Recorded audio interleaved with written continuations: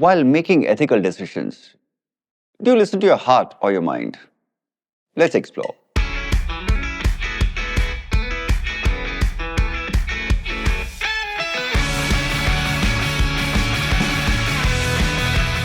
Ethical decision making is a subject that fascinated scholars, philosophers, and today's psychologists also talk about quite a bit. And in today's session, we'll talk about how do we make ethical decisions.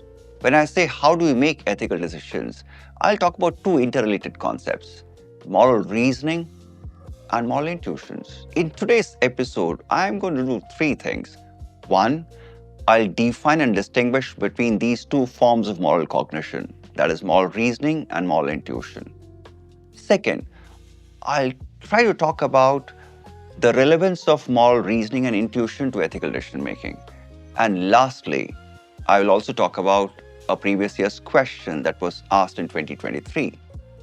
Before I get into the nuances of what is moral reasoning, what is moral intuition, let's first understand the two basic words, reason and intuition.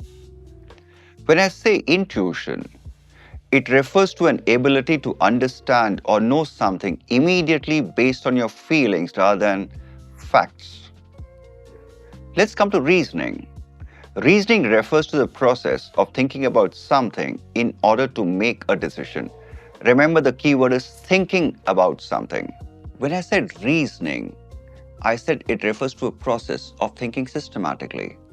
And when I say moral reasoning, it implies you're thinking about a moral issue in a very systematic manner. When I say thinking about a moral issue in a systematic manner, that means you're considering the values at stake. You are reasoning about the principles at stake. You are considering the consequences that's at stake. Now, this whole act of considering the consequences, your obligations, the values, and trying to arrive at a decision in a very logical, analytical manner, that is what is called moral reasoning. And this whole concept of moral reasoning perfectly aligns with Lawrence Kohlberg's work of cognitive moral development. In short, moral reasoning or ethical reasoning is the application of formal logic to questions of right and wrong, good and bad, justice and injustice.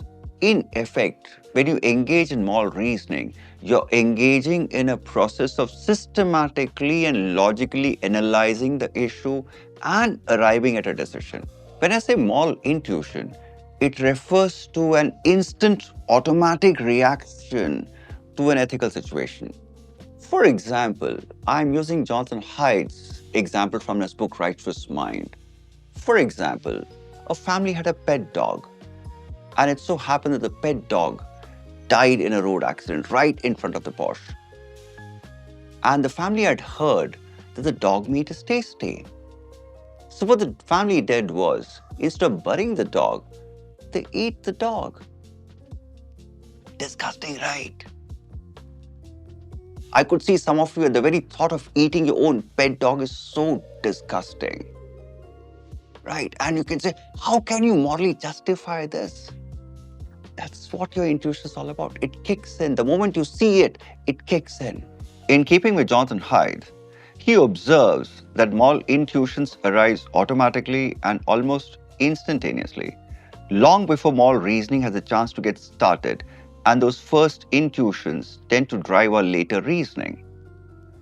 In short, what Haidt was trying to convey to us is moral judgments are basically driven by intuitive processes. In fact, reasoning just tries to justify your initial emotional reactions. Remember, your moral judgments are driven by intuitive processes. That's Haidt's idea. For understanding moral reasoning and moral intuition better, to understand the differences better, we need to understand a little bit of philosophical perspective here also. Let me bring in rationalists first. And the moment I say rationalist, one philosopher comes to mind, that is Kant. Kant strongly believed that moral judgment should be based on universal principles of fairness and justice, and it should be based on reasoning. On the other side, what we have is intuitionism. And intuitionism can be traced back to the times of Plato. But only in 20th century, British philosophers like G. E. Moore and W. D. Ross, they brought intuitionism back into circulation. And as of now, as I speak to you now, John Haidt, a psychologist, he has brought intuitionism into circulation. In fact, he has done some pioneering work here. In fact, I spoke about him earlier also. So that and these people believe that moral judgment is very intuitive. Let's start exploring the differences between moral reasoning and moral intuitionism. To start with, when I say moral reasoning, it's very conscious, reflective process of arriving at a decision. It's very analytical. In contrast to reasoning, intuition is more automatic, more instantaneous, it's more subconscious. There's no logical thought process, it's just an instant.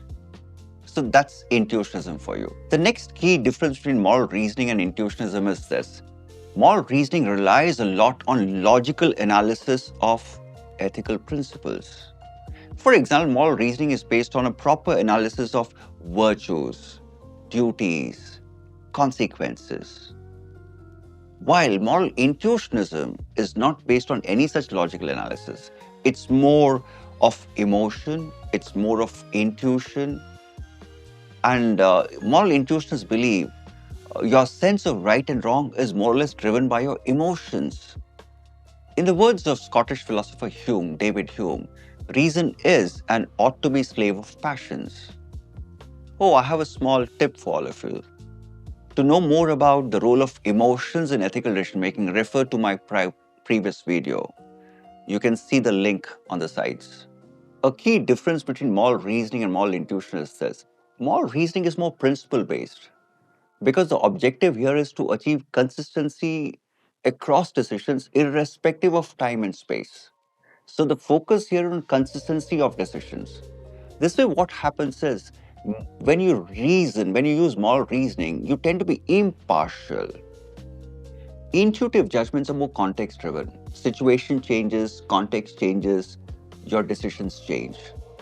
Relationships matter also. Relationships are considered. People change, situations change, options also change. So that's why it's more intuitive. You consider emotional impact of a decision also. Now let's consider the role of moral reasoning and moral intuition for ethical decision making. Let's explore the strengths and limitations. The biggest advantage of moral reasoning is when you reason and arrive at a decision, that means you have logically analyzed the situation, you logically analyze the issues at hand on the basis of ethical principles, on the basis of ethical values, and most importantly, you use key ethical theories like duty, like teleology, like virtue. You bring in all those ethical perspectives, then you arrive at a judgment. And this kind of approach is very useful in complex ethical problems. And besides, there's one more big advantage of reasoning is you keep your decisions consistent across situations. So that's why moral reasoning is a very important tool to keep your decisions consistent, and it's very useful in complex situations. The biggest disadvantage of moral reasoning is this. When you focus excessively on logic and analysis, you completely keep emotion and intuition aside. You never consider the emotional context of the whole situation. For example, let me give you a small case here. Imagine an old lady, imagine an officer, and you're in charge of a pension program. It's a social scheme, and the target audience are senior citizens. And imagine an old lady comes to your office, a senior citizen, a distressed widow. I repeat, distressed widow. She has nobody to take care of herself, and she has very severe physical condition. And she's a perfect beneficiary of your scheme. But the only problem is she doesn't have all the documents. She doesn't have domicile documents. She doesn't have an Aadhaar card. She has no documentary proof at all. And you know by seeing her, she needs to be helped. She's absolutely helpless. Now, if you go by reasoning logic, you will not think about helping her. Why? Because she has no documents. So since one of the biggest disadvantage of reasoning is this only, you don't consider the emotional context of the whole situation. The biggest advantage of moral intuitionism is this. While reasoning ignores emotional context by focusing excessively on logical analysis, intuitionists respect the emotional context of the problem. So the moment you start looking into the emotional context of the whole problem, you become little empathetic, you become little compassionate, you become little other focused. And the moment you become other focused and start respecting the emotional context, what actually happens is your decision becomes well rounded. You not only consider the logical aspect of the problem, but also consider the emotional side. So that's why intuitionists usually arrive at a well rounded decision. All is not good with moral intuitionism, it has its own set of flaws. By focusing excessively on emotion and intuition, it's ignoring the virtues of logic. And the moment you start thinking emotionally, the moment your emotion kicks in, there's every possibility that you may get the decisions wrong. You may become prejudiced. For example, too much of empathy will make you focus only on certain section of the population, ignoring the rest. Now that we have explored meaning of moral intuition and reasoning, the differences between these two, the role it plays in ethical decision making, let's understand a previous year's question. Differentiate between moral intuition from moral reasoning with suitable examples, 2023. If I have to write an answer for this question, this is how I'll go about it. I'll start with a brief introduction. We'll outline the meaning of the word reason and intuition. And if you remember today's session, I start with the same. Once I outline and explain briefly what does the word reason and what does the word intuition mean, I progress to the next paragraph. And the next paragraph is the body. And the first part of the body, I'll talk about the meaning of what is moral reasoning. And next, I'll talk about what exactly is moral intuition. That's my next paragraph. Following this, in a brief manner, I'll highlight or I'll put out the three basic differences which I discussed today.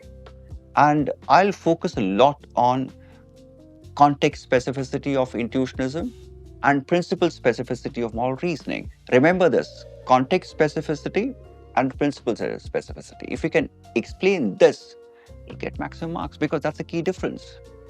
Following this, I'll conclude by pointing out that when we have to make ethical decisions, we need to have both merged together because both have a key role to play. That's how I'll conclude. Okay, now the key part here is examples. How many examples to give here? Now remember, you have to write 150 words and you have to ensure that the distinction is very clear. And if you remember my through session completely, I just gave you one example. The example of old lady and the officer. Just stick to one example, elaborate it, your point becomes clear. You don't need to write multiple examples because you don't have the word limit for it. To conclude, a simple advice. Next time when you're in a situation of ethical dilemma, allow your intuitions to kick in. At the same time, logically analyze also. So the best way to make ethical decisions are this: intuition plus reasoning. So long, happy learning.